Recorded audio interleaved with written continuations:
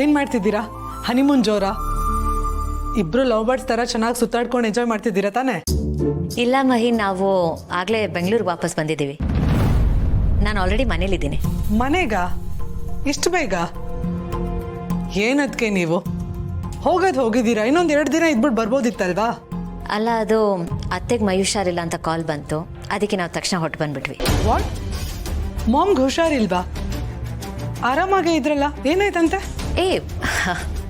ಭಯ ಪಡೋ ಅಂಥದ್ದು ಏನಿಲ್ಲ, ಸ್ವಲ್ಪ ತಲೆ ತಿರುಗಿ ಹುಷಾರು ತಪ್ಪಿದ್ದಾರೆ ಅಷ್ಟೇ. ನೀನು ಟೆನ್ಷನ್ ಮಾಡ್ಕೋಬೇಡ. ಆದರೆ ನಿನಗೆ ನಿಮ್ಮ ಅಣ್ಣನ ಬಗ್ಗೆ ಗೊತ್ತಲ್ಲ, ಮನೆಯವ್ರಿಗೆ ಏನಾದರೂ ಒಂದು ಸ್ವಲ್ಪ ಆದರೆ ಅವ್ರ ಕೈಯಲ್ಲಿ ತಡ್ಕೊಳಕ್ಕಾಗಲ್ಲ. ಅದಕ್ಕೆ ನಾವು ತಕ್ಷಣನೇ ಹೊಟ್ಟು ಬಂದ್ಬಿಟ್ವಿ. ಅದೂ ನಿಜನೇ ಅನ್ನಿ. ಅಣ್ಣ ಅಲ್ಲೇ ಇದ್ದಿದ್ರು ನಾರ್ಮಲ್ ಆಗಿ ಇರ್ತಿರ್ಲಿಲ್ಲ. ಮಾಮ್ಗಾಗಿರೋದು ನಮಗೆ ಚಿಕ್ತಾ ಇರ್ಬೋದು, ಆದರೆ ಅಣ್ಣನಿಗೆ ಅದು ತುಂಬ ದೊಡ್ಡದು. ಫ್ಯಾಮಿಲಿ ವಿಷಯ ಬಂದರೆ ಅವ್ನು ತುಂಬ ಪೊಸೆಸಿವ್. ಚಿಕ್ಕದೇ ಆದ್ರೂ ಅದನ್ನು ನಾವು ನೆಗ್ಲೆಕ್ಟ್ ಮಾಡಲ್ಲ, ತುಂಬ ಸೀರಿಯಸ್ ಆಗಿ ತಗೋತಾನೆ. ಹಾಗೆ ನೋಡಿದ್ರೆ ನೀವು ವಾಪಸ್ ಬಂದಿದ್ದು ಒಳ್ಳೇದಾಯಿತು ಬಿಡಿ. ಆ್ಯಕ್ಚುಲಿ ಮಹಿ, ನಾನು ಕಾಲ್ ಮಾಡಿದ್ದು ಥ್ಯಾಂಕ್ಸ್ ಹೇಳೋದಕ್ಕೆ.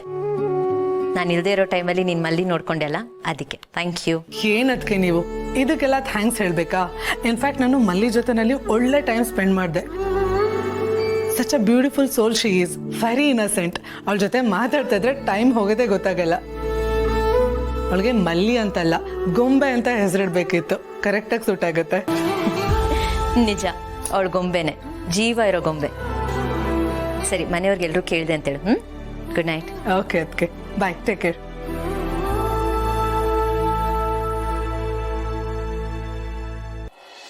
ಅದಕ್ಕೆ ಪ್ಲೀಸ್ ಅದಕ್ಕೆ ಅರ್ಥ ಮಾಡ್ಕೊಳ್ಳಿ. ಇವಾಗ ನೀವು ಹೋಗಿ ಬಿಗ್ ಬ್ರೋಗೆ ವಿಚಾರನ ಹೇಳಿದ್ರೆ ಸಿಚುಯೇಷನ್ ಇನ್ನೂ ವರ್ಸ್ಟ್ ಆಗುತ್ತೆ. ಇಲ್ದಿರೋ ಹೊಸ ಟೆನ್ಷನ್ ಸ್ಟಾರ್ಟ್ ಆಗುತ್ತೆ. ಅದಕ್ಕೆ ನಾನು ಇದನ್ನ ಯಾಕೆ ಹೇಳ್ತಾ ಇದ್ದೀನಿ ಅಂತಂದ್ರೆ, ಆ ಜನ ಸ್ವಲ್ಪನೂ ಸರಿ ಇಲ್ಲ. ಅದಕ್ಕೆ ತುಂಬಾನೇ ವರ್ಸ್ಟ್ ಅವರು. ಅವ್ರಿಗೆ ಪಾಪ ಪುಣ್ಯ ಇದು ಯಾವುದು ಲೆಕ್ಕಕ್ಕೆ ಇಲ್ಲ. ರಾಕ್ಷಸರವರು. ಅವ್ರ ಹಿಂದೆ ಬಿದ್ದವ್ರಿಗೆ ಏನು ಮಾಡೋದಕ್ಕೂ ಹೇಸೋರಲ್ಲ ಅವರು. ಯಾವ ಮಾರಿ ಬಿಗ್ ಬ್ರೋಗೆ ಈ ವಿಚಾರ ಗೊತ್ತಾಗಿ ಅವ್ನು ಸುಮ್ಮನೆ ಇರ್ತಾನೆ. ಅದು ಯಾರು ಏನು ಅಂತ ಹುಡ್ಕೊಂಡು ಹೋಗ್ತಾನೆ. ಆ ಪ್ರೊಸೆಸ್ಸಲ್ಲಿ ಬಿಗ್ ಬ್ರೋಗೆ ಏನಾದರೂ ಹೆಚ್ಚು ಕಡಿಮೆ ಆದರೆ ದಟ್ ಈಸ್ ಮೈ ಕನ್ಸರ್ನ್. ಅದಕ್ಕೆ ದಯವಿಟ್ಟು ಇದನ್ನ ದೊಡ್ಡದು ಮಾಡೋದು ಬೇಡ. ಸರಿ, ನೀವು ಹೇಳಿದ್ರಿ ಅಂತ ಈ ವಿಷಯನ ನಾನು ಗೌತಮ್ ಅವ್ರಿಗೆ ಹೇಳಿದೆ ಇರ್ಬೋದು,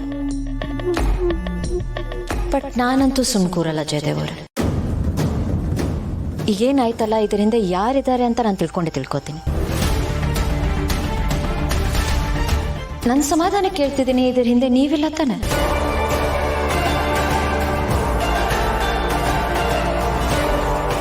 ಸಾರಿ, ಇದನ್ನ ಯಾಕೆ ಕೇಳ್ತಿದ್ದೀನಿ ಅಂದರೆ, ಇದ್ರ ಹಿಂದೆ ನೀವಿರಲ್ಲ ಅಂತ ಎಷ್ಟೇ ಅನ್ಕೊಂಡ್ರು ನನ್ನ ಮನಸ್ಸು ಯಾಕೋ ಇದನ್ನ ನಂಬಕ್ಕೆ ರೆಡಿ ಇಲ್ಲ.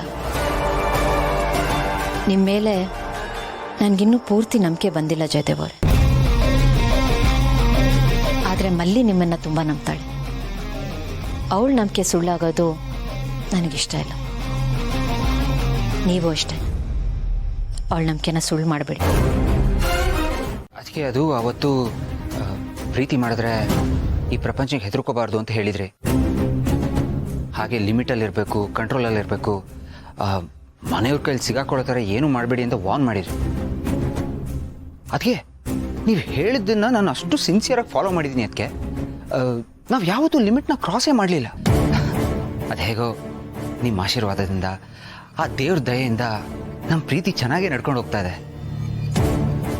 ಇನ್ನೇನು ಎಲ್ಲ ಚೆನ್ನಾಗಿ ಆಗ್ತಾ ಇದೆ ಅನ್ನೋ ಟೈಮಲ್ಲಿ ಈಗ ಸಡನ್ನಾಗಿ ಒಂದು ಪ್ರಾಬ್ಲಮ್ ಬಂದ್ಬಿಟ್ಟಿದೆ. ಅದಕ್ಕೆ ಏನು ಪ್ರಾಬ್ಲಮ್ಮು? ಅದೇ ಅದಕ್ಕೆ ಅಪೇಕ್ಷೆ ಅವ್ರಿಗೆ ಹೊಸ ಸಂಬಂಧ ಬಂದಿದೆ ಅಂತಲ್ಲ. ಸಂಬಂಧನಾ? ಹಾಂ, ನಮ್ಮತ್ತೆ, ಐ ಮೀನ್ ನಿಮ್ಮ ಮಾಮ್ ಅವರು ಜಾತಕ ಎಲ್ಲ ತೋರಿಸಿರಂತೆ, ಎಲ್ಲದೂ ಓಕೆ ಆಗಿದೆಯಂತಲ್ಲ. ಅದಕ್ಕೆ ಹೌದಾ? ಇದ್ರ ಬಗ್ಗೆ ಯಾರು ನನ್ನ ಹತ್ರ ಏನೂ ಹೇಳಲೇ ಇಲ್ವಲ್ಲ.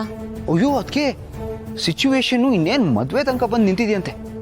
ಈಗಷ್ಟೇ ಅಪೇಕ್ಷೆ ಅವ್ರು ನಂಗೆ ಕಾಲ್ ಮಾಡಿ ಫುಲ್ ಟೆನ್ಷನ್ ಮಾಡ್ಕೋತಾ ಇದ್ರು. ಅದಕ್ಕೆ ಪ್ಲೀಸ್, ಅದಕ್ಕೆ ಹೇಗಾದರೂ ಮಾಡಿ ಈ ಮದುವೆನ ನಿಲ್ಲಿಸ್ಬಿಡಿ. ಅದಕ್ಕೆ ಪ್ಲೀಸ್. ಪಾರ್ಥ, ನಿಲ್ಲಿಸ್ಬಿಡಿ ಅಂತ ನೀವು ಹೇಳ್ತಿದ್ದೀರಾ, ಆದರೆ ಅಮ್ಮ ನನ್ನ ಮಾತು ಕೇಳಬೇಕಲ್ವಾ? ನಮ್ಮ ಅಮ್ಮನ ಕನ್ವಿನ್ಸ್ ಮಾಡೋದು ಅಷ್ಟು ಸುಲಭ ಅಲ್ಲ, ತುಂಬ ಕಷ್ಟ. ಅದಕ್ಕೆ ನೀವೇ ಕಷ್ಟ ಅಂದ್ಬಿಟ್ರೆ ನನ್ನ ಲೈಫು ಇನ್ನೂ ಕಷ್ಟ ಆಗ್ಬಿಡುತ್ತೆ. ಅದಕ್ಕೆ ಈಗ ನಮ್ಮ ಲವ್ನ ನೀವೇ ಬಚಾವ್ ಮಾಡ್ಬೇಕಾದ್ಕೆ. ನನ್ನ ಅಪೇಕ್ಷಿನ ಜೀವನ ಈಗ ನಿಮ್ಮ ಕೈಲಿದೆ. ಅದಕ್ಕೆ ಸರಿ ಸರಿ, ನಾನೇನೋ ಮಾಡ್ತೀನಿ, ವರಿ ಮಾಡ್ಕೋಬೇಡಿ. ನೀವು ಈ ರೀತಿ ಸೆಂಟಿಮೆಂಟ್ ಡೈಲಾಗ್ ಎಲ್ಲ ಹೊಡಿಬೇಡಿ, ಕೇಳಕ್ಕೆ ಕಷ್ಟ ಆಗುತ್ತೆ. ಅದು ಅಲ್ಲದೆ ಅದು ನಿಮಗೆ ಸೂಟು ಆಗಲ್ಲ. ನೀವು ಯಾವಾಗಲೂ ಅಯ್ಯೋ